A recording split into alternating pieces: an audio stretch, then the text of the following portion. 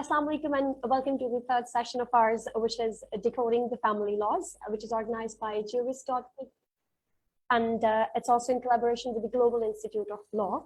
So today's topic of ours is the dower and dowry in legal and social perspectives, and this is your host Rabab Saeed from Punjab University Law College.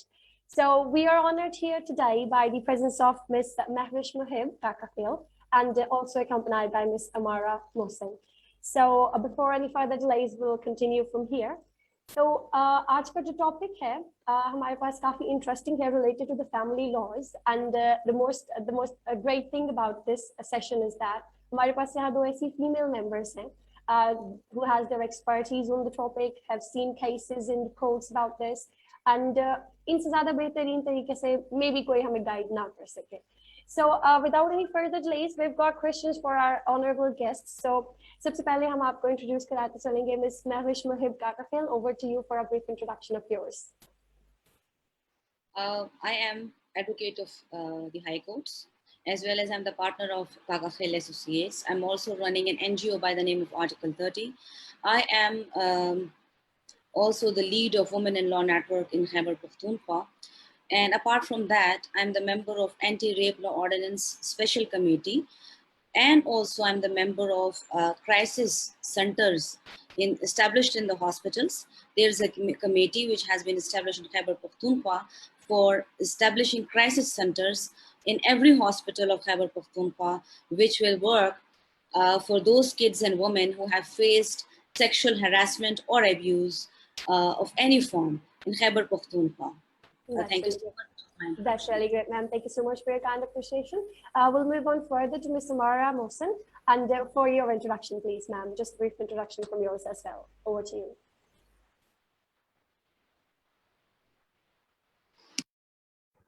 Assalamu alaikum.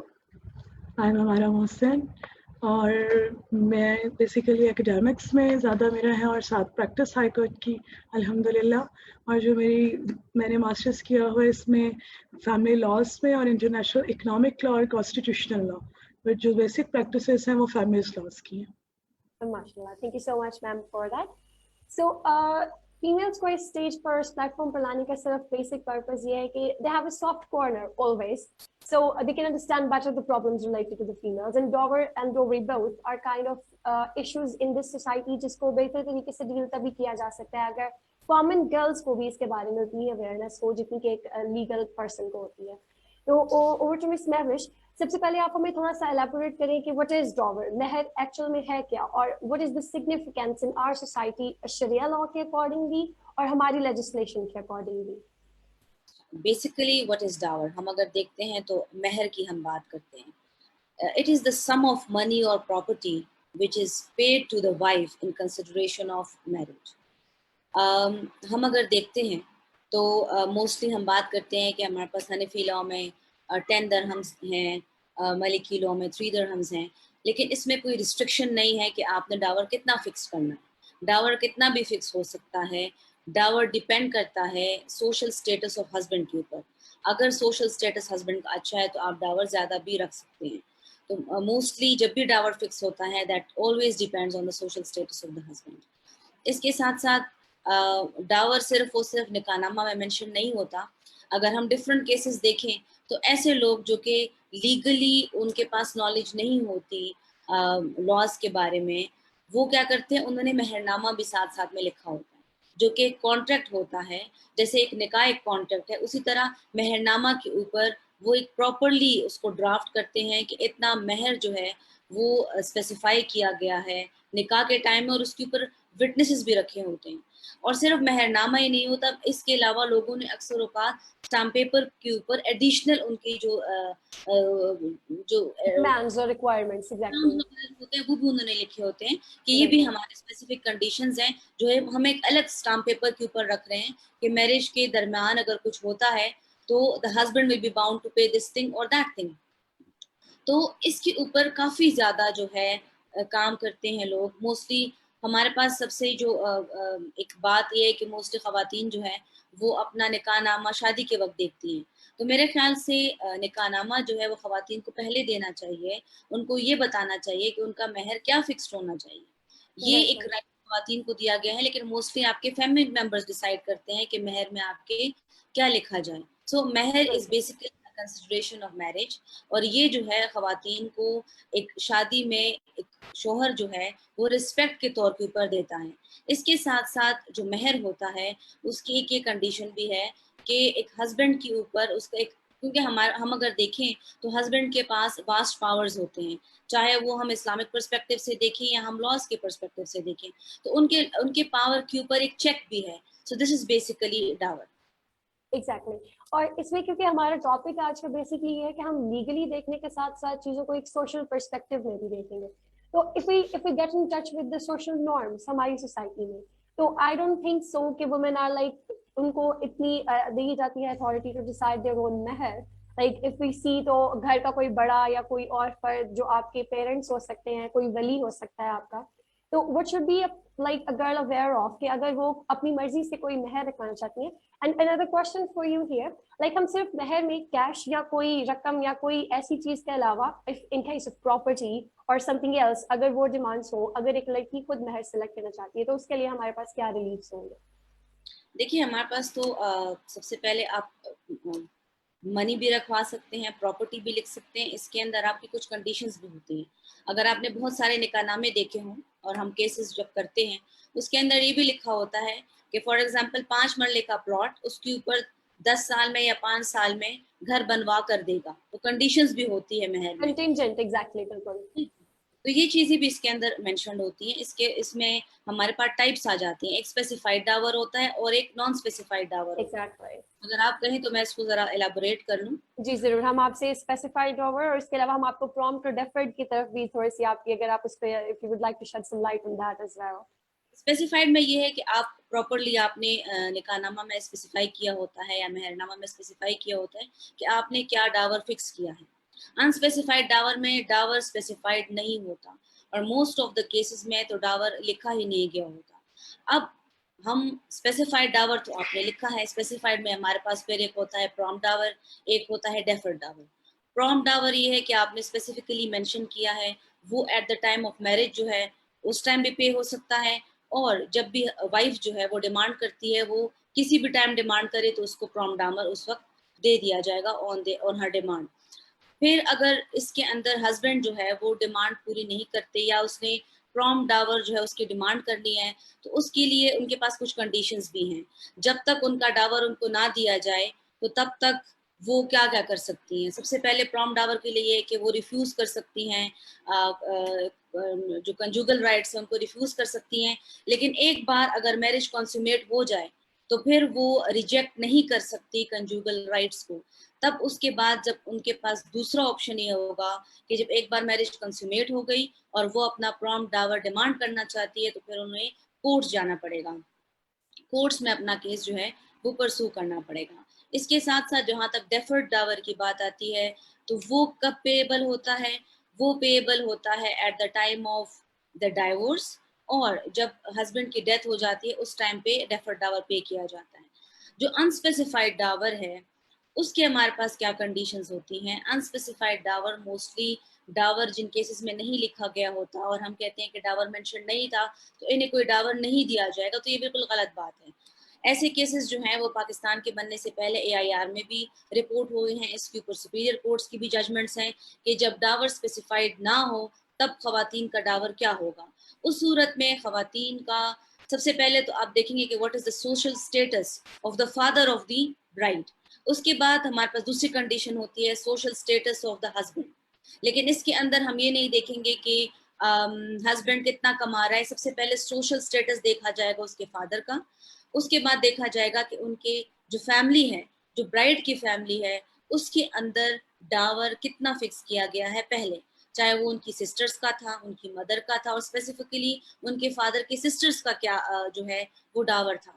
इसमें हम customs को भी follow करते हैं, और इसमें society में भी देखा जाता है कि जिस सोसाइटी में वो रह रही हैं, जिस जो कस्टम्स उनके फैमिली में चले आ रहे हैं, उसमें क्या डावर फिक्स किया जाता था। तो जो डावर वहां पे फिक्स्ड होगा वही डावर इस ब्राइड का भी कंसिडर किया जाएगा और वो पेएबल होगा बाय द हस्बैंड। इसके साथ इसमें कुछ how to enforce the Dawar, मेरे ख्याल से ये क्वेश्चंस आपके आगे आते रहेंगे। जी इसको बिल्कुल। लेकिन हमारे पास हस्बैंड जो है वो रिफ्यूज नहीं कर सकते डावर जब तक कि एक ब्राइड या जो वाइफ है वो उसको वेव ना कर ले या वो उसको उसकी रिटेंशन ना हो जाए। तो ये चीजें काफी ज्यादा डिपेंड करती हैं, इसको इंशाल्लाह भी आगे डिस्कस करेंगे। तो ये हमारे पास टाइप्स थी डावर की।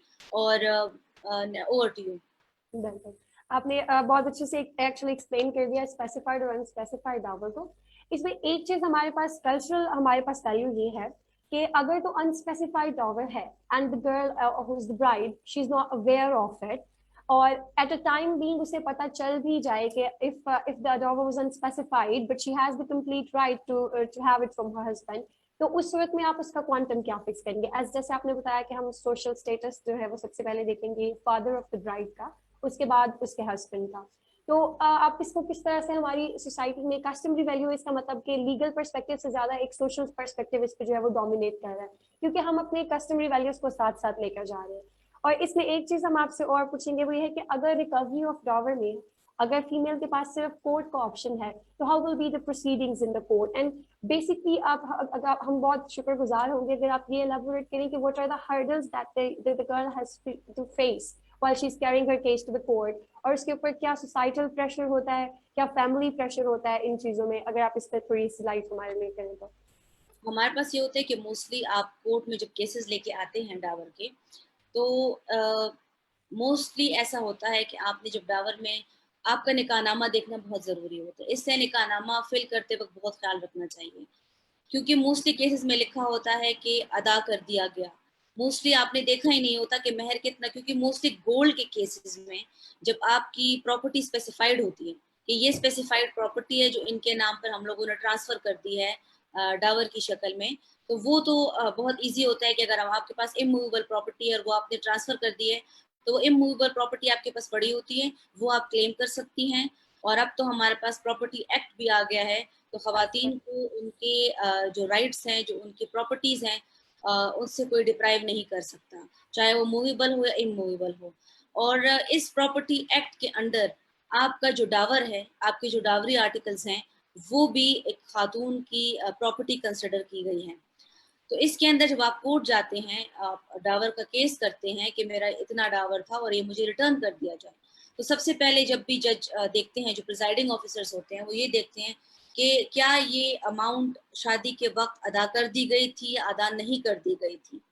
अगर वो अमाउंट अदा कर दी गई है, ठीक है, अगर वो प्रॉपर्टी है तो वो तो बहुत इजीली आप रिकवर कर लेते हैं। लेकिन मोस्टली जो ज़्यादातर डिस्प्यूट्स आते हैं वो गोल्ड के केसेस में आते हैं, या जो मॉनेटरी वैल्यू जो रखी गई होती है कि 10 लाख रुपए, 50 लाख रुपए, तो उसके ऊपर काफ़ी लड़ाई झगड़े होना शुरू हो जाते हैं। रीज़न क्या होती है कि अगर आपके निकाहनामा में लिखा है कि अदा कर दिया गया था, और later on most of the cases में आता होता है कि आपके हस्बैंड ने वो गोल्ड बेच दिया है, या आपकी सास ने आपसे ले लिया है, या वो गोल्ड आपसे लेके आपको घर से जो है आपको फोर्स किया है कि आप घर छोड़ के चली जाएं, या आपको घर से निकाल दिया गया है। तो फिर खवातीन के लिए ये प्रूव करना कि डावर उनसे ले लिया गया था एट टाइम्स बहुत मुश्किल होता है। उनके लिए एविडेंस जो है वो लाना बड़ा मुश्किल होता है, उसके लिए उनको विटनेसेस प्रोड्यूस करने पड़ते हैं। तो अगर हम देखें तो मोस्टली जब डिस्प्यूट्स आते हैं हस्बैंड एंड वाइफ के दरमियान, तो उसके अंदर बहुत कम ही थर्ड पर्सन इन्वॉल्व होगा। और अगर कोई थर्ड पर्सन इन्वॉल्व होता है, कोई थर्ड पार्टी उसके अंदर मौजूद है, तो वो मोस्टली फैमिली होती है हस्बैंड साइड की। तो इसलिए खवातीन को ये चीज़ें प्रूव करना बड़ा मुश्किल होता है। इसमें ये होता है कि आपने विटनेसेस देने होंगे, आपने एक लिस्ट ऑफ विटनेसेस तैयार करनी होती है। उसके अंदर कुछ ऑफिशियल विटनेसेस होते हैं जिसके अंदर आपका एक निकाह रजिस्ट्रार होता है, एक निकाह ख्वाह होता है। तो वो भी ये पहले बताएंगे कि at the time of marriage whether this much gold और this much property was transfer to the bride और नॉट। ये सबसे पहला क्वेश्चन होता है कि वो कर दी गई थी या नहीं कर दी गई थी। हमने 50 तोला गोल्ड लिखा है, तो क्या 50 तोला गोल्ड ही दिया गया था? क्योंकि मोस्टली केसेस में ऐसा भी है कि आपने 50 तोले गोल्ड तो लिखा है कि अदा हो गया था, लेकिन उस वक्त उन्होंने उसका वेट नहीं किया और वो 50 तोले गोल्ड नहीं है, वो 10 तोले गोल्ड है। तो इस किस्म के जो केसेस हैं वो बहुत ज्यादा कोर्ट्स में आते हैं। तो उसको फिर डिटरमिन करने के लिए जरूरी है कि आपके पास एविडेंस मौजूद हो, विटनेसेस मौजूद हो। और ये चीज़ भी डिटरमिन करना ज़रूरी है कि ये जो गोल्ड दिया गया था, या जो प्रॉपर्टी दी गई थी, या जो कैश दिया गया था, उसके ऊपर एट द टाइम ऑफ निकाह विटनेसेस मौजूद हों। अब जब वो घर छोड़कर चली गई हैं या उन्हें निकाल दिया गया है, तो उसके लिए भी वो प्रॉपर एविडेंसेस देंगी। अगर उन्हें निकाला गया है, एट टाइम्स ऐसा होता है कि मारपीट हो जाती है और उन्हें निकाला जाता है, वो सिर्फ एक जोड़ा कपड़े में निकलती है। तो फिर अगर मारपीट हुई है तो उन्हें एफआईआर लॉन्च कर लेनी चाहिए। वहाँ पे उनके पास थोड़ा बहुत प्रूफ आ जाता है। अगर नहीं है तो बहुत सारे विटनेसेस ऐसे होते हैं जो उनके कंडीशन से उनको पता होता है कि ये हालात थे, और मोस्ट ऑफ द केसेस में हमारे पास ये है कि लड़की के जो ब्राइड होती है उसके भाई बहन इसके एविडेंस लेकर आते हैं कि हम इन हालात से वाकिफ थे और उनके जो हस्बैंड हैं उन्होंने ये गोल्ड बेच दिया गया था। अगर वो गोल्ड बेच दिया है तो कोशिश करें कि उसकी रिसीट्स आपके पास हो, या इस किस्म की एविडेंस को आप रिकॉर्ड कर लें। लेटर ऑन आपको बहुत सारी जो इस किस्म के डिस्प्यूट्स हैं उससे आप बच जाते हैं। तो ये होता है, और आपको फिर एविडेंस जो है वो प्रोड्यूस करना पड़ेगा कोर्ट के अंदर। जो आपका डावर को प्रूव करने की बात होगी तो आपको विटनेसेस जो है वो प्रोड्यूस करने होंगे, और उसके लिए ज़रूरी है कि आप क्रोनोलॉजिकल ऑर्डर में अपने सारे जितनी भी इंस्टेंसेस हैं उसको रिकॉर्ड कर लें। और अपने लॉयर से स्पेशली, वो ऐसे भी हैं हमारे साथ कि बहुत सारे हमारे क्लाइंट्स होते हैं जो फैक्ट्स प्रॉपरली नहीं बताते, तो अपने लॉयर से भी कुछ छुपाना नहीं चाहिए, उनको प्रॉपर फैक्ट्स भी देने चाहिए। और आपने जो है ये सब चीज़ें एक क्रोनोलॉजिकल ऑर्डर में सारा अपने पास एविडेंस सेव करना है, डॉक्यूमेंट्री प्रूफ रखना है। ऑरल भी आपके एविडेंस एक्सेप्ट होती है, क्योंकि फैमिली कोर्ट में जब भी केस आता है तो मोस्टली खवातीन के फेवर में ही उसको दिया जाता है। लेकिन अगर आपके पास डॉक्यूमेंट्री प्रूफ नहीं है, तब कुछ केसेस में जो है आपको अपना आपको प्रूफ करना, अपना केस प्रूफ करना थोड़ा डिफिकल्ट हो जाता है। ओवरऑल हमारे पास जो सर्कमस्टांसेस होते हैं वो ये होते हैं कि most of the time females unaware होती हैं इन चीज़ों से, फैक्ट्स से, टेक्निकलिटीज से। दे डोंट नो इवन के एट द टाइम ऑफ निकाह विटनेसेस कौन थे। सम ऑफ द टाइम्स ऐसा होता है कि आपके पास विटनेसेस जो होते हैं वो फैमिली के वो मेंबर्स होते हैं जिनको आप जानते भी नहीं होते, और सम टाइम ऐसा होता है कि आपके पास बहुत क्लोज रिलेटिव्स विटनेस होते हैं। तो फैमिली कोर्ट्स में क्या डॉवर की रिकवरी के लिए जो है वो आपके सिबलिंग्स या आपके किसी और फैमिली मेंबर की जो है एज ए विटनेस अगर उन्हें प्रोसीड किया जाए, तो इज इट एक्सेप्टेबल? बिल्कुल, इट इज़ एक्सेप्टेबल। आपके फैमिली मेंबर्स आ सकते हैं, और मोस्टली आपके फैमिली मेंबर्स ही होते हैं जो आपके जो कंडीशंस हैं, जो आपके हालात हैं उनसे वही वाकिफ होते हैं। कोई थर्ड पर्सन को तो आपके बारे में पता नहीं होता। और मोस्टली मोस्टली जितने भी फैमिली केसेस हैं उन सब में जो आपके विटनेसेस होते हैं वो आपके फैमिली मेंबर्स ही होते हैं, या आपके ऑफिशियल विटनेसेस होते हैं, या इसके अलावा वो विटनेसेस होते हैं जैसे कि आपके नेबर्स हो गए। उनको पता है कि आपकी सिचुएशंस क्या हैं, आपके हस्बैंड ने आपसे कुछ बेच दिया, क्योंकि आपके जो नेबरहुड में आपके लोग होते हैं उनको ज़्यादा पता होता है आपकी कंडीशंस का। अगर हस्बैंड एंड वाइफ के अंदर कुछ डिस्प्यूट चल रहा है उससे भी वो वाकिफ होते हैं। तो आपके नेबर्स भी इसके अंदर पार्टी हो सकते हैं, आपके फैमिली मेंबर्स पार्टी हो सकते हैं, और कोई ऐसा बंदा, या वो लोग भी पार्टी हो सकते हैं। फॉर एग्जांपल, उन्होंने जिस ज्वेलर को अगर वो ज्वेलरी बेची है, या किसी थर्ड पर्सन को वो ज्वेलरी बेची है, और वो एज अ विटनेस आना चाहते हैं कोर्ट में, तो वो भी आपका एक बहुत अच्छा एविडेंस जो है वो बन सकता है कोर्ट के अंदर। तो आप उनका भी नाम लिख सकते हैं। इवन एट टाइम्स ऐसा भी होता है कि हस्बैंड के फैमिली से भी कोई आके आपके विटनेस बन के आपकी एविडेंस दे सकता है कि ये गोल्ड बेच दिया गया था या इनसे ले लिया गया था। तो ये सारे जो है विटनेसेस हो सकते हैं आपके डावर के केस में। Perfectly right. तो टाइम क्योंकि हमारे पास बहुत लिमिटेड है, हम इस चीज को थोड़ा सा वाइंड अप करेंगे। एक आखिरी क्वेश्चन जो हम डॉवर से रिलेटेड आपसे करेंगे कि आप जुडिशरी का क्या रोल देखती हैं इन इन द करंट टाइम्स और इन द फ्यूचर? हमारे पास क्या ऐसी अमेंडमेंट्स आ सकती हैं, क्या ऐसी पॉसिबिलिटीज हैं जिनसे हम जुडिशरी का एक प्रॉपर रोल देख सकते हैं फैमिली लॉज में और स्पेसिफाइड टर्म्स में इन रिकवरी ऑफ डॉवर, और इससे रिलेटेड इश्यूज और जो कंप्लाइंस हमारे पास आती हैं उसमें हम क्या रोल ऑफ जुडिशरी देखते हैं प्रेजेंट में, और what are the future goals for it? देखिए, जुडिशरी बहुत अहम रोल अदा करती है फैमिली केसेस में, और स्पेसिफिकली डावर के केसेस हो, मेंटेनेंस के केसेस हो, इसमें उनका बहुत बड़ा रोल है। डावर के केसेस, चूंकि अगर आप स्पेसिफिकली रिकवरी ऑफ डावर का केस करेंगे, क्योंकि मोस्टली जब केसेस होते हैं तो उसके अंदर डावरी आर्टिकल्स भी शामिल होते हैं और दूसरी मेंटेनेंस भी शामिल होती है। जुडिशरी का रोल रही है कि वो इस चीज़ को डिटरमिन करें, क्योंकि जिन केसेस में डिस्प्यूटेड नहीं है डावर और जिसके अंदर वो क्लियर है, तो उन केसेस को टाइमली डिसाइड करना चाहिए। क्योंकि नॉर्मली अगर आप डावर का केस भी करते हैं तो वो सालों साल चलते हैं, मेरे ख्याल से एक टाइम फ्रेम रखना चाहिए जिसके अंदर ये केसेस को डिसाइड करें। दूसरा, हमारे पास एविडेंस जो है वो टाइमली उसको रिकॉर्ड किया जाए, क्योंकि एविडेंस जो है उसमें ये होता है कि आपकी बहुत सारी एडजर्नमेंट्स आ रही होती हैं। अगर एक हस्बैंड साइड से उस केस को काफ़ी ज़्यादा उसमें डिले आता है, उसकी वो काफ़ी ज़्यादा लेंथन कर लेते हैं, उसका जो टाइम ड्यूरेशन उसको बढ़ा देते हैं, सिर्फ खवातीन को प्रेशराइज करने के लिए, क्योंकि अगर वो डावर का केस कर रही है तो इतना उनको प्रेशराइज कर दिया जाता है कि इन रिटर्न उन्हें खुला का केस जमा करना पड़ता है, या इस किस्म की दूसरी केसेस, मेंटेनेंस के केसेस जमा करने पड़ते हैं। तो सबसे पहले जुडिशरी को ये डिटरमिन करना चाहिए कि अगर डावर का केस है और 6 मंथ्स में एक केस को डिसाइड करना है तो with in the time frame उसको डिसाइड कर लिया जाए। उसके ऊपर हेयरिंग्स जो हैं उसमें शॉर्ट डेट दे दी जाए, तो मेरे ख्याल से जो है ये चीज़ बहुत हद तक ख़त्म हो जाएगी। दूसरा डावर के केस में ये है कि जो ऑफिशियल विटनेसेस हैं उसमें जब आप डाइट मनी सबमिट करवा देते हैं उसके बाद भी ऑफिशियल विटनेसेस को कोर्ट में प्रोड्यूस करना बहुत मुश्किल होता है, क्योंकि काफ़ी ज़्यादा नोटिस उनके पास जाने के बाद वो अपेयर होते हैं। तो मेरे ख्याल से ऑफिशियल विटनेसेस को कोर्ट में प्रोड्यूस करना कोर्ट की जिम्मेदारी है, और उसको मेरे ख्याल से टाइमली कोर्ट में प्रोड्यूस करना चाहिए ताकि केसेस जो हैं वो जल्दी वाइंड अप हो। क्योंकि आप देख सकते हैं कि फाइनेंशियल राइट्स ऑफ वुमेन जो है वो एक ऐसा टॉपिक है जिसमें बहुत कम डिस्कशन की जाती है। हम मेंटेनेंस को रिलेट करते हैं male head of the family से, लेकिन अगर एक फीमेल इन सारे ट्रॉमा और स्ट्रक्चर से गुजर रही है and even then she is not paid by her dower, तो कोई भी चीज उसके पास जो है उसे फाइनेंशियली सपोर्ट नहीं कर रही, और एट द टाइम एक खुला का केस फाइल करना, so all of this things completely pressurize her in the society. तो जुडिशरी का एक प्रॉपर रोल होना चाहिए, जैसा कि आपने कहा, it would be great steps कि अगर हम एक टाइमलाइन जो है फ्रेम कर दें इसके लिए, कि हमारे पास in specific period of time में उसकी जो है वर्डिक्ट आना चाहिए और हमें रिकवर कराना चाहिए उसे, it will be great. Thank you so much, आपने बहुत ब्रीफली हमारे पास जो है वो मेहर का सारा टॉपिक कंप्लीट किया। Moving on to miss Samara, अगर आप हमें सुन रही हैं काइंडली तो रिस्पॉन्ड कीजिएगा। Miss Samara Mohsin, are you with us? जी please. We really apologize to keep you waiting for us, but हमारा अगला टॉपिक जो है वो हम आपसे completely डिस्कस करेंगे, coming to the second basic thing of the society in our country, dowry.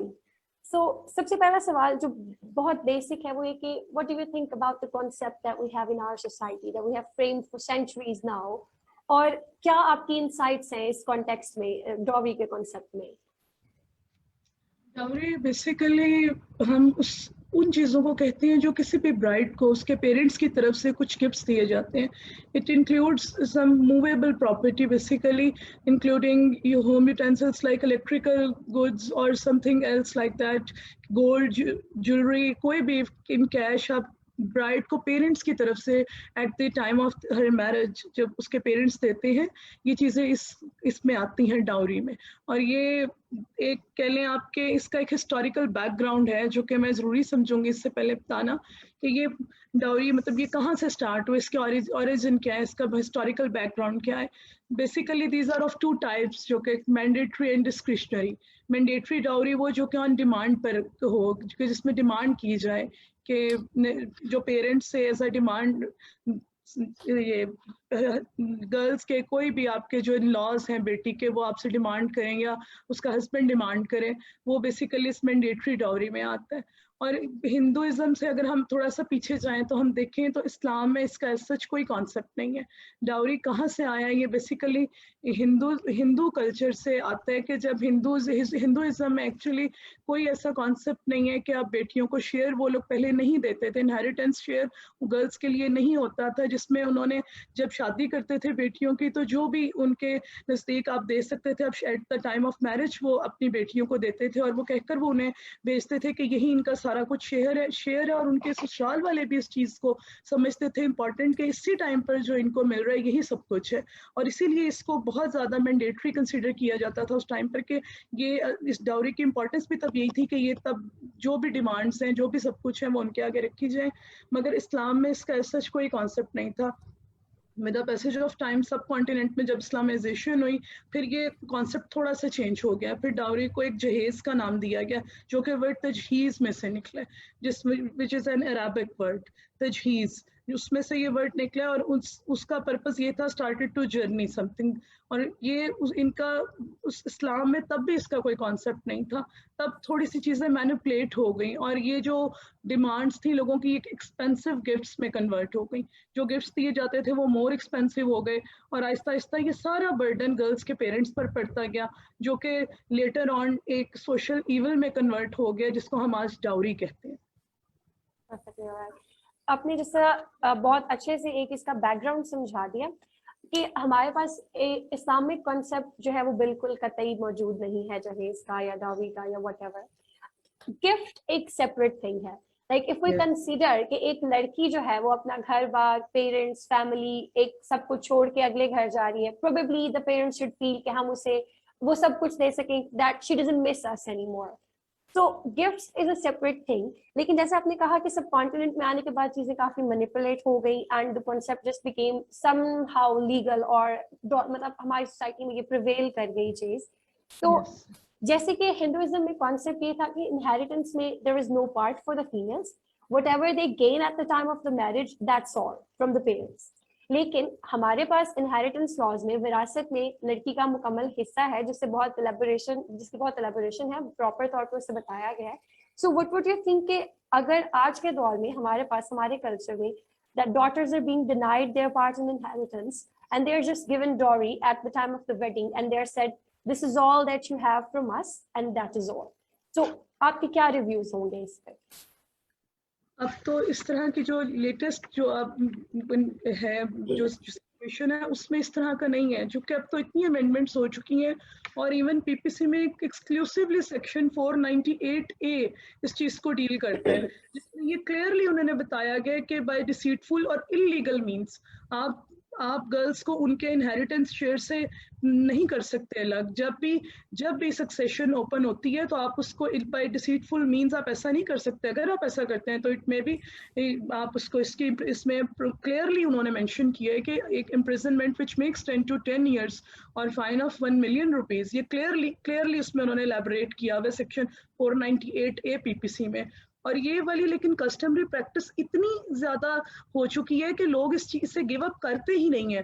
लोग इस डाउरी का मतलब, और इसमें सबसे ज्यादा जो तबका पिस रहा है वो मिडिल क्लास है और वो जो पुअर क्लास है, जो बहुत ज्यादा एलीट क्लास है, उनके लिए शायद ये इतना इशू नहीं है। उन्होंने फिर भी इसको किसी ना किसी तरह अमेंड किया या कुछ अवेयरनेस आ गई है कि जनरेशन में, लेकिन जो मिडिल क्लास है उनके अंदर इतने इस चीज़ के इश्यूज हैं और हम उसको शायद ख़त्म नहीं कर सकते due to just customary practice. Otherwise law एक इसको जो डील कर रहा है dowry and gift restraint act 1976 इसको डील कर रहा है, बेसिकली वो है। उसमें उन्होंने क्लियरली मेंशन किया हुआ है कि 5,000 से ज़्यादा का आप इसमें आप जहेज नहीं दे सकते। अगर आपने देना भी है तो उसकी लिमिट ये हो, उसमें उन्होंने क्लियरली। लेकिन कस्टमरी प्रैक्टिस के स्ट्रांग होने की वजह से उसकी वो एप्लीकेबिलिटी है ही नहीं, क्योंकि लोग इस चीज़ को ख़त्म कर ही नहीं रहे हैं। इसमें इतनी ज़्यादा कस्टमरी प्रैक्टिस का रोल है बेसिकली। परफेक्टली। अब आपने जैसे जिक्र किया है हमारे पास गिफ्ट रिस्ट्रिक्शन एक्ट 1976 का, थोड़ा सा इसकी तरफ जो है वो आते हैं। एक लेजिस्लेशन आपके पास हो चुकी है and it has been devised completely. ऐसे क्या हमारे पास एक तो कस्टमरी वैल्यूज हमारे पास indeed if thing is coming from a time memorial, so हम उसको इतनी जल्दी इरेडिकेट भी नहीं कर सकते। बट इवन दो कि this is a time of awareness, this is a time when people know about their rights, और यहाँ पर अब हमारे पास एक ऐसा एरा है जब इतनी ज्यादा अवेयरनेस होने के बावजूद भी हम जानते हैं कि that is a social evil, we name it as a social evil, we say जहेज एक लानत है, but still we give dowry to our girls. तो क्या ऐसे कॉजेस है, क्या ऐसे रीजंस हैं कि हमारे पास एक लेजिस्लेशन होने के बावजूद भी उसके ऊपर कोई इम्प्लीमेंटेशन नहीं है? Why is it that excessive dowries हम दे रहे हैं? और हम खुद भी जानते हैं कि being from a middle class family it is quite a difficult thing कि आपकी सारी जमा पूंजी जिंदगी की वो आप अपनी एक बेटी या एक बहन की शादी में इन्वेस्ट कर दें एंड इन रिटर्न्स आपके पास घर में फाके हो, तो what would it make for her कि उसे भी तो हालात पता ही होंगे। So what are the basic reasons कि हम एक लेजिस्लेशन होने के बावजूद भी उसके ऊपर इम्प्लीमेंटेशन नहीं करा सके अभी तक? सोसाइटी का इतना प्रेशर होता है बेसिकली कि कोई भी पेरेंट्स नहीं चाहते कि उनकी बेटियों की जिंदगियां इस इशू से एटलीस्ट खराब हो। अगर हम ऐसा कुछ नहीं करते तो कल को बेटियों को ऐसे ऐसे इश्यूज फेस करने पड़ते हैं, या उनको टॉर्चर होना पड़ता है, या उनके कुछ भी उनको ऐसे हस्बैंड की तरफ से या हस्बैंड की फैमिली की तरफ से कुछ ऐसे उनको उन पे ससुराल वाले उनको ऐसी टॉन्ट्स करते हैं या उनको ऐसे ऐसी बातें करते हैं कि जो बिल्कुल अनअफोर्डेबल है। और इन सब चीज़ों से बचने के लिए कुछ अच्छे मैच के लिए अच्छे मैचेस उनके लिए हर पेरेंट्स चाहते हैं कि वो कुछ ऐसा करें जिससे कम से कम उनकी बेटियों को बातें ना सुननी पड़े ड्यू टू जिस दिस कस्टमरी प्रैक्टिस उनको एक ये सोशल Right. इस सोशल लेवल की वजह से ये मेन रीजन सिर्फ यही है। और वो इसकी एक ऐसी आप कह लें कि इसका एक इम्पैक्ट है कि जब बेटियां पैदा होती हैं बहुत छोटी होती हैं तभी से पेरेंट्स के माइंड में ये चीज होती है कि कल को कहीं ये इश्यूज ना हो तो हम अभी से चाहे खुद उनके पूरे ना हो रहे हो मीन्स खुद वो बहुत मुश्किल से कर रहे हो गुजर बसर, लेकिन उनके जहन में होता है कि हमारी बेटियों को कल को ऐसा कोई इशू ना हो, क्योंकि ऐसा कोई लॉ इतनी एक्सटेंड तक उसकी कोई एप्लीकेबिलिटी नहीं है जो कि इस चीज पर रोक सके, इस चीज पर उनको कोई पनिश कर सके कि आपने ऐसा क्यों किया है या आपने ये चीज क्यों नहीं की है। ऐसा कंपैरिजन है एक कि वो आपको नाना करते भी देना पड़ता है, और अगर आप नहीं करेंगे तो या तो बच्ची की एज बहुत ज्यादा हो जाएगी या उसको कुछ उसके मैच का रिश्ता नहीं मिलेगा सही, और आप फिर या वेट करें या फिर आप इन चीजों के लिए रेडी हो जाए। Perfectly alright. आपने वाकई ये हमारे पास एक सोसाइटल प्रेशर डेवलप हो चुका है इन चीजों पे जिसे हम चाह के भी खत्म नहीं कर पा रहे। तो आप क्या समझती हैं कि अगर if this legislation was entailed by some punishments और सम थिंग्स टू जस्ट जिस तरह हमारे पास डेटरेंस का एक बहुत बड़ा फैक्टर होता है, so what do you consider कि अगर हमारे पास कोई ऐसे डेटरेंस वाले फैक्टर्स होते हैं इस लेजिस्लेशन में, या if we were being aware कि अगर हम 5,000 से ज्यादा डॉलरी दे रहे हैं तो it might cause some like repercussions, तो हमारे पास कोई ऐसी चीजें होती तो क्या ये सिस्टम थोड़ा चेंज हो सकता था? ये सिस्टम बिल्कुल चेंज हो जाता है, हो सकता है अगर आप इसमें प्रॉपर इसकी एप्लीकेबिलिटी हो, कोई पनिशमेंट्स हो ऐसी जिसके बाद आप 2 और 3 केसेस में भी ऐसा करें तो दोबारा मेरा नहीं ख्याल कि कोई इस तरह का सोच भी सकता है कि आप उस दोबारा से आप इस कहें कि आप इस जो अब आजकल प्रिवेल कर रहा है, जिस तरह से डाउरी की कस्टम प्रिवेल कर रही है कि जिस तरह आप जहेज भर भर के कैश और गोल्ड वगैरह देते हैं, और इस चीज़ को रोकने का तो यही तरीका है कि आप कोई इस तरह की स्ट्रिक्ट पनिशमेंट रखें और क्लियर करें कि अगर ऐसा कोई करे वन डिश के दरमियान में एक दफ़ा गवर्नमेंट ने कंडीशन लगाई थी जो कि एग्जैक्टली, बिल्कुल बिल्कुल। गवर्नमेंट चेंज होती है वो दोबारा से हो जाता है सारा कुछ।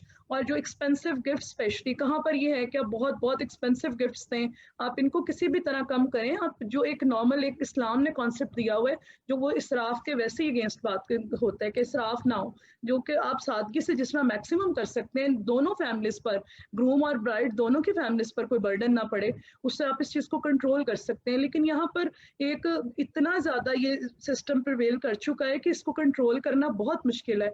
और सबसे बढ़के अगर कोई भी फीमेल अपनी डाउरी के लिए कल को कोर्ट्स में जाना चाहती है तो उसके लिए इतने इश्यूज हैं वहां पर कि वो आप उसको इतना कुछ फेस करना पड़ता है, एटलीस्ट 6 months to 2 years कह लें कि उसके केस को कंप्लीट होने में लगते हैं, और उसके बाद का जो फिर डिक्री का आता है, इन्फोर्समेंट ऑफ डिक्री में इतना टाइम लगता है कि इंसान सोच के चुप कर जाता है कि उसमें वैल्यूएशन, डेप्रिसिएशन और क्या क्या हैं जो रोकने पड़ते हैं और रुक जाते हैं, जिससे ये सारा प्रोसीजर अच्छा खासा स्लो हो जाता है। एग्जैक्टली। तो इस पे हम एक और चीज थोड़ी सी कंपैरिजन की तरफ आएंगे। मैं विष्णुवीप से भी मैं ये जो है वो थोड़ा सा डिस्कस करना चाहूंगी कि अगर हम ऑन द मेल साइड हम देखते हैं, just a moment, इस बार आपकी माइक ऑन है, काइंडली से टर्न ऑफ कर देंगे, बहुत शुक्रिया। तो हम ये डिस्कस करते हैं कि अगर मेल साइड पे हम ये देखें कि हमारे पास आता है डॉवर, ठीक है। अब उसकी अगर अनस्पेसिफाइड है तो हम दो चीजें देखते हैं, दैट इज परफेक्टली, अगर आपने कहा कि social status of the father और the groom. So why not in dowry? अगर हम जहेज में ये चीज क्यों नहीं देखते कि what is the social status of the person जो अपनी बेटी की शादी कर रहा है, या वो भाई जो अपनी बहन की शादी कर रहा है। और दूसरी चीज कि अगर हम थोड़ा सा सोशल पर्सपेक्टिव पर आकर लाइक लीगली जो है वो इसे थोड़ा सा साइड पर रख के सिर्फ सोशल पर्सपेक्टिव पे देखें, तो क्या हम इतना ज्यादा कॉपरेट नहीं कर सकते एक अगली फैमिली के साथ कि आपका भी बर्डन जो है वो कम हो जाए और उनका भी कम हो जाए? तो अगर डॉवर में हमारे पास स्पेसिफिकेशन है कि हम सोशल स्टेटस को देख के उसे जो है वो स्पेसिफाई कर सकते हैं, तो व्हाई नॉट इन डॉवरी? तो मिस महविश, आप इस पे क्या कहेंगी? देखिए, जहाँ तक डावरी की बात आती है तो इस्लाम में भी और हमारे कानून में भी ये चीज़ मेंशन नहीं है कि आपने कितने डावरी आर्टिकल्स देने हैं या कितनी डावरी देनी है। बिल्कुल। बिल्कुल क्योंकि exactly. डावरी में सिर्फ और सिर्फ डावरी आर्टिकल्स नहीं दिए जाते, आजकल तो लोग आपसे, जो ग्रूम की फैमिली है वो आपसे फ्लैट्स मांग रहे होते हैं। जैसे हम कहते हैं ना, मारुति की कार मांगी जाती है, पहले ये हम हिंदुओं में बहुत ज़्यादा देखा करते थे। आजकल पाकिस्तान में भी लोग ऐसे लड़की को प्रेफर करते हैं कि उनको पता हो कि फ़लाँ मॉडल की हमें गाड़ी भी मिल जाएगी, और फिर लड़की को ताने भी बहुत दिए जाते हैं कि तुम इतने बड़े बाप की बेटी हो, तुम्हारे वालिद साहब का इतना अच्छा सोशल स्टेटस है, इसके बावजूद उन्होंने तुम्हें गाड़ी नहीं दी, तुम्हें फ्लैट नहीं दिया, तुम्हें कोई ज़मीन गिफ्ट में नहीं दी। तो ये चीज़ें बहुत ज़्यादा मैटर करती हैं। लेकिन मेरे ख्याल इस चीज़ को ये एक बहुत बड़ा ईवल है, और बड़े अफ़सोस की बात है कि ये हमारे सोसाइटी में, एक इस्लामिक सोसाइटी होने के बावजूद, अगर ये हमारे इर्द-गिर्द, हमारे अपने रिलेटिव्स में, हमारे सोसाइटी में, हमारे कल्चर में एम्बेड हो गई है ये चीज़ बहुत ज़्यादा। इसको हमें ख़त्म करना चाहिए, और ये ख़त्म ऐसे ही होगी कि इसके ऊपर सबसे पहले तो बहुत स्ट्रिक्ट कानून साज़ी होनी चाहिए। Great. इसके साथ-साथ सोशली जो हमारे जितने भी लोग हैं, उनको भी डिस्करेज करना चाहिए, और सबसे पहले हमें खुद एक इनिशिएटिव लेना चाहिए कि हमें खुद एक इनिशिएटिव लें, और डावरी जो हम लेते हैं, सबसे पहले अपने बहुओं से लेना बंद करें, या जो माँ-बाप अपनी खुशी से अपनी बेटी को जो दे रहे हैं वो ठीक है, लेकिन आप डिमांड्स बंद करें। जैसे कि मेरे घर में ये खिड़की है, यहाँ पे एक काउच बहुत प्यारा लगेगा, तो सास पहले इसी बहू को कह देती कि यहाँ काउच का आना बहुत ज़रूरी है, ये ऐड कर देना, वरना फिर आपको पता है कि आपको क्या फेस करना पड़ेगा लेटर ऑन। Indeed, बिल्कुल ये आपसे. चीज़ खत्म होना ज़रूरी है, और मेरे ख्याल से ऐसे लालची लोग जो आपसे डिमांड्स करते हैं, उनके साथ रिश्ता करने से अच्छा है कि आपकी बेटी घर पे बैठी रहे, या किसी अच्छी जगह उसका रिश्ता हो। क्योंकि हमारे यहाँ ये देखा जाता है कि बेटी घर पे ना रह जाए, घर में बिल्कुल. बूढ़ी ना हो जाए, तो उस वजह से सारी उम्र का जो आपने कमाया होता है वो एक शादी पे ही आप दे देते हैं। बाद में आपके जो घर वाले होते हैं उनको फाके करने पड़ते हैं। तो बिल्कुल. एक एलीट क्लास, जैसे हमारा ने भी बात की, उनके लिए कोई मुश्किल बात नहीं है। लेकिन ये चीज़ जो बहुत मुश्किल है वो उन लोगों के लिए है जो कि अफ़ोर्ड नहीं कर सकते, जो गरीब हैं, ठीक है? जो एक एवरेज फैमिली है उनकी, जो मिडल क्लास फैमिलीज़ हैं, उनके लिए ये एक, अपने लिए बल्कि सब लोगों के लिए, अगर एलीट क्लास कितनी भी एलीट क्लास हो जाए, आप मर्सिडीज़ गाड़ियाँ और ये चीज़ें आप नहीं दे सकते। आप अपनी मर्ज़ी से दें, या इनहेरिटेंस में अगर बेटी को एक राइट मिलता है, अगर उसमें उसको मिलता है तो वेल एंड गुड। लेकिन जो लोग आपसे ये डिमांड करते हैं, सबसे पहले तो ऐसे लोगों से रिश्ते तोड़ दें। ये मैं सोशल पर्सपेक्टिव से बात कर रही हूँ। बिल्कुल. और दूसरा ये है कि आप जब अपनी बेटी की शादी करें तो सबसे पहले ये ज़रूर देख लिया करें कि ये लोग कैसे हैं, और मेरे ख्याल से हमें खुद एक इनिशिएटिव लेना चाहिए कि हम डावरी लेना बंद करें। अगर हम अपने घर से स्टार्ट लेंगे तो मेरे ख्याल से ये चीज़ ख़त्म हो जाएगी। लेकिन मोस्टली केसेस में हम ये देख रहे होते हैं कि मैं ये बात कर रही हूँ कि हमें डावरी नहीं लेनी, और सबसे पहले मैं ये डावर जो है वो डावरी डिमांड कर रही हूँ कि नहीं, ये भी आना चाहिए, काउच भी आना चाहिए, 7 सीटर सोफ़ा होना चाहिए, इस डिज़ाइन का होना चाहिए। आजकल ये चीज़ें बहुत ज़्यादा बढ़ गई हैं, और अगर हम देखें तो आजकल तो आपको एक लिस्ट पकड़ा दी जाती है। माँ-बाप को मेरे ख़्याल से ज़्यादा वो लिस्ट बनाने की ज़रूरत भी नहीं पड़ती। आपके इन-लॉज़ Indeed. से आपको लिस्ट मिल जाती है कि ये चीज़ें आपने लेकर आनी है। तो ये चीज़ तभी ख़त्म होगी जब हम इसके ऊपर खुद बात करेंगे, जब हम इसको स्टॉप करेंगे। मेरे ख़्याल से कवानीन हर चीज़ के ऊपर मौजूद है। मेरे ख़्याल से 302 का कानून बहुत पहले बन चुका है, लेकिन अभी भी मर्डर्स हो रहे हैं। ये कब Perfect. खत्म होगा? ये तब खत्म होगा जब हम खुद इसको खत्म करेंगे, और इसको खुद एक लानत समझेंगे, इसको खुद एक कम निगाह से देखेंगे। ये चीज़ तब खत्म होगी जब हम अपने घर से स्टार्ट लेंगे, हम खुद इसको स्टॉप करेंगे, ना हम देंगे, ना हम डिमांड करेंगे। अगर आप अपनी बेटी को देना चाहते हैं तो अपने जो आपका सोशल स्टेटस है उसके मुताबिक देना चाहते हैं तो अपनी मर्जी से आप उनको गिफ्ट्स दें। लेकिन अगर कोई आपसे डिमांड कर रहा है तो मेरे ख्याल से इसको सिर्फ आप ही रोक सकते हैं, ना कोई कानून इसको रोक सकता है, ना कोई तीसरा बंदा आके इसको रोक सकता है। इसको बिल्कुल. रोकने के लिए हमें खुद ही स्टेप्स लेने पड़ेंगे, क्योंकि बिल्कुल. कवानीन तो बहुत ज़्यादा है लेकिन इम्प्लीमेंटेशन बहुत कम होती है। ये बिल्कुल तब ठीक बात है. होगा जब हम इसको खुद खत्म करेंगे। थैंक यू क्योंकि जी। हम देखते हैं कि वाकई आपने the best example in this whole discussion was के the article like 302 is ever since existed but अभी भी मर्डर्स होते हैं. तो charity begins at home. We have to take a start from ourselves and that's what leads to a change. तो Miss Samaya, आपसे सिर्फ एक लास्ट क्वेश्चन जो कि एक लीगल प्रोसीजर की तरफ हम करेंगे कि what would be the procedure, what would be the legal procedure अगर एक औरत जो है वो अपनी डॉरी जो है वो रिकवर करना चाहती है आफ्टर खुला का केस है या तलाक है या whatsoever, she is been beaten out of the house, और उसके बाद वो कोई ऐसा केस करती है जिसमें वो अपनी डॉवरी डिमांड कर रही है. So what would be the legal procedure? And please do enlighten us the hurdles that she has to face in those legal procedures. अगर एक औरत अपना डाउरी डिमांड करना चाहती है तो सबसे पहले इसकी जो कंप्लेंट है वो रेलेवेंट डिप्टी कमिश्नर को जाती है. रेलेवेंट डिप्टी कमिश्नर को आप इसकी कंप्लेंट करते हैं और जो कोर्ट्स इन मैटर्स को डील करते हैं दीज आर फैमिली कोर्ट्स. और फैमिली कोर्ट्स में नॉर्मली जो पाकिस्तान में या जो जजेस का जुडिशरी का जो एटीट्यूड है वो प्रो वुमेन है. वो एक क्लीनियंट एटीट्यूड है. मोस्टली इनको रिलीफ दे दिया जाता है. लेकिन आपको पता है जो हर्डल्स बेसिकली आती हैं वो उसी में आती हैं कि उसके एक तो इतना टाइम लग जाता है कि कम से कम 2 years आपके लगते हैं. और फिर उसके जब इन्फोर्समेंट होती है उसमें जब वैल्यूएशन होती है कि जिस टाइम पर जहेज दिया था उस टाइम पर उसकी वैल्यू क्या थी और बाद में जिस टाइम पर केस सूट आपने फाइल किया उस टाइम पर उसकी वैल्यू क्या है. जीवन जब आपकी डिवोर्स हो गई है या बाद में आप वो चीज़ें लेना वापस चाहते हैं तो उसमें ऐसे इतने क्वेश्चंस आते हैं और ऐसे ऐसे एविडेंस लेनी पड़ती हैं आपको कि वो चीज़ आपको बहुत मुश्किल हो जाती है और बहुत टाइम टेकिंग होता है ये प्रोसीजर. ये इतना इजी नहीं होता जिस वजह से अच्छी खासी प्रॉब्लम्स फेस करनी पड़ती हैं किसी भी खातून को. ओके. एंड जब हमारे पास एक ऐसा केस जो है किसी लेडी ने या किसी फीमेल ने पुटअप किया है और बिफोर रिकवरिंग हर डॉवरी उसका उससे ज्यादा खर्चा जो अखराजात उसे केस पर आ जाते हैं. She had to go to a good lawyer and she had to put up all the witnesses evidences. तो आप क्या समझती हैं कि इस पे लेजिस्लेशन होनी नहीं चाहिए? एज टाइम का फैक्टर हमारे पास सबसे इंपॉर्टेंट है, जैसे कि मिस नविश ने भी हमारे इस पे इनलाइटन किया कि जब हमारे पास एक चीज है वो आपके 1-2 साल प्रोसीजर में ही ले जाएगी and then comes the decree and फिर उसकी इवैल्यूएशन और एनफोर्समेंट.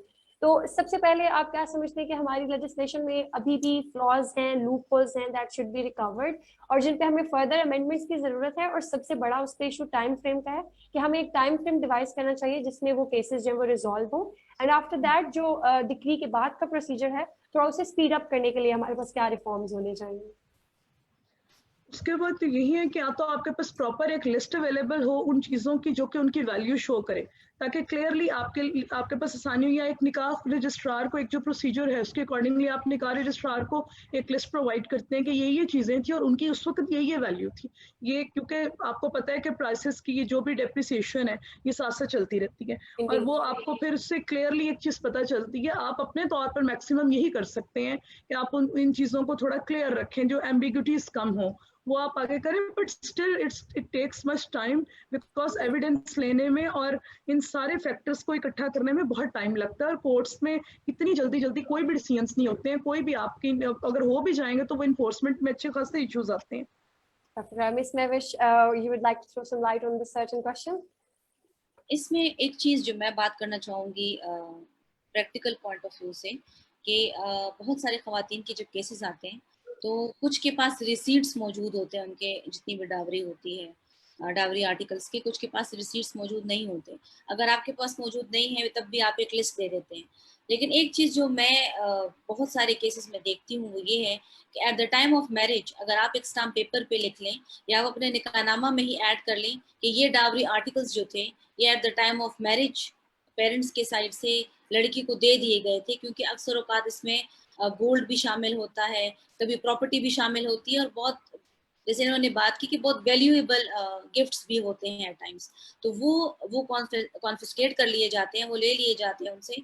तो उसकी एक लिस्ट या तो आप एक स्टाम्प पेपर पे जैसे एक मेहरनामा होता है तो वैसे आप डावरी आर्टिकल्स के लिए भी एक डीड बना सकते हैं कि ये डावरी आर्टिकल्स जो थे eight the time of marriage दिए गए थे. तो मेरे ख्याल से इससे आपका केस बहुत सिंपल और इजी हो जाएगा कोर्ट्स में, क्योंकि एट टाइम्स प्रूफ करना कि ये आर्टिकल्स दे दिए थे बड़ा मुश्किल हो जाता है. क्योंकि नॉर्मली जो आर्टिकल्स होते हैं जैसे फर्नीचर है या इलेक्ट्रॉनिक्स है वो तो सब की तरफ से ही होते हैं, लेकिन कुछ वैल्यूएबल गिफ्ट्स भी दिए जाते हैं पेरेंट्स की साइड से. तो मेरे ख्याल से इन सब को एक स्टाम्प पेपर के ऊपर लेकर आना या उसको एक निकाहनामा में शामिल कर लेना, उसको ऐड कर लेना बहुत ज़रूरी होगा अगर आप अपने लेटर ऑन डिस्प्यूट्स को रिजॉल्व करना चाहते हैं. So just a single question, Ms. Nevish. Do we have some certain columns in the nikah in the nikah or that document कि हम जिस पे add on करवा सकें कि at the time of the wedding क्या चीज promise थी? उसके अंदर आपके पास है कि निकाह के टाइम पे कोई चीजें दे दी गई थी तो उसको मेंशन करें. तो वहां पे आप स्पेसिफाई कर सकते हैं कि साथ में स्टाम्प पेपर अटैच्ड है और पेरेंट्स की तरफ से जो चीजें दी गई थी those are attached in the stamp paper. तो वो सारा स्टाम्प पेपर पे आप लिख लें, उसके अंदर भी विटनेसेस आ जाएंगे और ग्रूम और ब्राइड के साइन आ जाएंगे। तो मेरे ख्याल से वो काफी आपके जो लेटर ऑन फ्यूचर में जो आपके केसेस हैं वो बहुत हद तक रिजॉल्व हो जाते हैं। Perfect. So it's लेकिन like इसमें we एक have और the option. We have that एक option to annex the things on a stamp paper and get that annexed with the nikah number so that we have a proof. Okay, perfect. Miss Samara, you would like to say something? इसमें एक बहुत बड़ा factor और आता है रुबाब, वो ये आता है कि जब ये केसेस कोर्ट्स में जाते हैं, स्पेशली फैमिली कोर्ट्स में, तो एक पार्टी क्लेम करती है कि मैंने इतना जहेज दिया था, हमने इतने लाखों का जहेज दिया था, और दूसरी पार्टी क्लेम कर रही होती है कि हमने बारात तक का खाना खुद के लाया था। और इसको क्लियर करना इतना मुश्किल होता है। ये भी एक टाइम फैक्टर में, टाइम का फैक्टर ये भी बहुत ज्यादा काउंट होता है कि इन चीजों को क्लियर करने में इतना टाइम लग जाता है कि दोनों पार्टीज अपनी अपनी पीक पर दोनों चीजें कर रही होती हैं क्लेम। वो कह रहे होते हैं हमने इतना जहेज दिया, दूसरी तरफ से होता है कि उन्होंने दिया ही कुछ नहीं, हमने सारा कुछ खुद किया है। और इन चीजों को क्लियर करने में बिल्कुल जैसा कि महविश ने कहा है कि अगर उसी टाइम पर आप एक लिस्ट अपने निकाहनामे में, वो एक कॉलम होते हैं जिसमें कि इंपॉर्टेंट गोल्ड वगैरह कोई एक्सपेंसिव गिफ्ट्स हो, आप वो लिख लें, या आप निकाह रजिस्ट्रार के पास कोई ऐसी लिस्ट दे दें जो ये क्लियर करे कि आपने जो आइटम्स दी, तो इससे एम्बिग्यूटीज कम होती हैं, एक कॉम्प्लिकेशंस जो फेस करनी पड़ती हैं प्रोसीडिंग्स के दौरान वो नहीं होती हैं, और एक टाइम भी जल्दी, मतलब टाइम फैक्टर भी इसमें कह लें कि कवर हो जाता है। Perfect. So here comes another question. ये discussion से मेरे ज़हन में बस अचानक से आ गया. We have a clause in the Restriction Act 1976 that says कि आप dowry के according कि आप 5,000 से ज़्यादा का जहेज नहीं दे सकते. So if a woman claims in the court कि उसकी dowry जो थी वो बहुत expensive थी, so और जो husband side है, they take the defense that हमने तो जी according to the law किया था सब कुछ, so the dowry was just up to 5,000. So what would be the recovery procedure in that? How could that defense be taken over? Recovery procedure में आपको बताया गया, उसमें बेसिकली वो यही चीजें आती हैं कि आपको एविडेंस रिक्वायर्ड होती है, आपको कोर्ट्स में कोई ऐसी एविडेंस पेश करनी पड़ती है जो इस चीज को क्लियर करती है कि नहीं आपने इतने का नहीं, आपने इतने लाखों का जहेज दिया था। आप कोई एक तो ऐसा एविडेंस होगा जो कि उसको क्लियर करेगा। बात एविडेंस से करवानी पड़ती है, जिससे आपका बिल्कुल एट द टाइम जो शादी ब्याह वाला जो एक पूरा हंगामा होता है उसमें आपके पास विटनेसेस प्रोड्यूस करना आसान होता है, क्योंकि फैमिली मेंबर्स जिन्होंने इतनी डॉवरी दी होती है they are also the witnesses, और क्योंकि फैमिली कोर्ट्स में वो एक्सेप्टेबल होता है perfectly. So here come we with the conclusion कि हमारे पास अभी फ्लॉज हैं जिन्हें हम लूपहोल्स हैं ऐसे जो कवर किए जा सकते हैं लेजिस्लेशन में। We need some strict amendments for punishments और फॉर अ डेटरेंस फैक्टर, और टाइम को कंज्यूम जो करती हैं चीजें उन्हें थोड़ा सा एरेडिकेट करने के लिए इंसान को खुद थोड़ा अवेयर होना चाहिए बेसिकली कि आप कुछ एड ऑन करवा सकते हैं अपने निकाहनामा में, and the things that you have given to the bride और समथिंग लाइक दैट। तो बहुत बहुत शुक्रिया, आपने हमें बहुत ज्यादा अच्छे तरीके से गाइड किया इस पर्सपेक्टिव पे। Thank you so much, Ms. Mahwish Mohib and Ms. Samara Mohsin as well. And at the end, we just conclude this session on two basic things. Okay, ये दोनों चीजें important भी हैं, they have their particular significance in the lives of the females particularly, and we've got this societal pressure on us always. And conclude करेंगे इसे, आप कुछ अपने ending remarks देना चाहें इस पे, Ms. Mahwish and Ms. Samara, both of you. Thank you so much for having us on your session. देखिए डावरी आर्टिकल्स, जैसे मैंने पहले भी बात की, चाहे वो डावर है या डावरी आर्टिकल्स है, दोनों अगर एक लिमिट से एक्सीड हो जाए और सोशल स्टेटस के ऊपर डिपेंड करता है, जैसे हस्बैंड के और फादर के, मेरे ख्याल से सोसाइटल प्रेशर्स को लेने की ज़रूरत नहीं होती। आप अपने इस्तिताअत को देखें जितनी आपकी इस्तिताअत है, और सबसे पहले जो हमारे सोसाइटल ईवल्स हैं इसको ख़त्म करने की ज़रूरत है। जहेज एक बहुत बड़ा ईवल है, इसको तभी ख़त्म किया जाएगा जब हम इसके ऊपर एक स्टेप लेंगे। और डावर भी जो है वो भी एक लिमिट तक स्पेसिफाई करना चाहिए, क्योंकि बहुत सारे लोगों की शादियां भी इस वजह से नहीं होती कि उनका डावर बहुत ज़्यादा होता है और वो नहीं पे कर सकते। इसी तरह से बहुत सारे लोग डावरी आर्टिकल्स नहीं पे कर सकते, तो इस वजह से काफ़ी इश्यूज आ रहे हैं। मेरे ख्याल से जो इस्लाम ने तरीक़ाकार बताया है उसको अगर हम फॉलो करें तो सबके लिए आसानियाँ पैदा हो जाएंगी और एक बहुत बड़ा सोसाइटी लेवल जो है ये ख़त्म हो जाएगा। बिल्कुल बिल्कुल बजा फरमाया आपने। Over to you miss Samara, just to add some ending remarks on this discussion.